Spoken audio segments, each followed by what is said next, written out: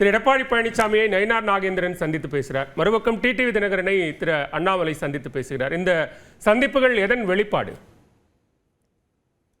News 18 சொல்லுதிகார் நேயர்களுக்கு என்னுடைய மாலை வணக்கங்க. செந்தில்வேல் இன்னைக்காவது முற்றுப்புள்ளி வைப்பார். அவர் கேட்ட கேள்விக்கு நான் முதல்ல பதில் சொல்லிடுறேங்க.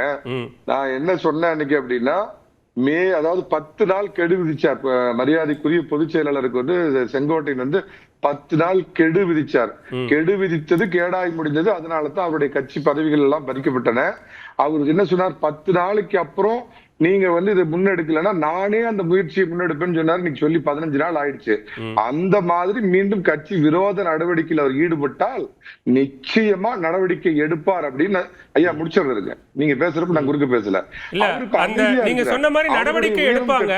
ஆனா யார் எடுப்பாங்கன்னு கேக்குறாரு. தலைமைன்னு அவர் வேற யாரையோ சொல்றாரு. அது யாருன்னு கேக்குறாரு.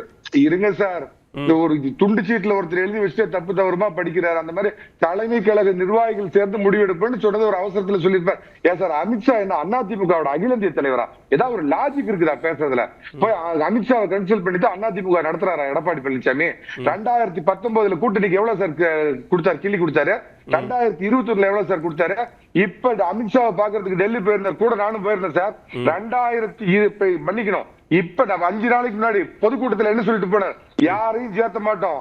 அது டெல்லிக்கு சொன்ன மெசேஜ், அங்க இருக்கிற அதிமுக தொண்டர்களுக்கு சொன்ன மெசேஜ் இல்ல, டெல்லிக்கு சொன்ன மெசேஜ். இதெல்லாம் விட்டுருங்க, இதெல்லாம் பேசாதீங்க. யாரு டெல்லிக்கு சொன்ன மெசேஜ் நாங்க ஆட்சியை காப்பாற்றியதற்கு நன்றியோட இருப்போம்னு சொன்னது வேணா டெல்லிக்கான மெசேஜா இருக்கலாம். மத்ததெல்லாமும் டெல்லிக்கு சொன்னது தானா? 100% அதுக்குதான். நாளைக்கு ஏதாவது இத பத்தி பேசி நேரத்தை வீணடிக்காதீங்க.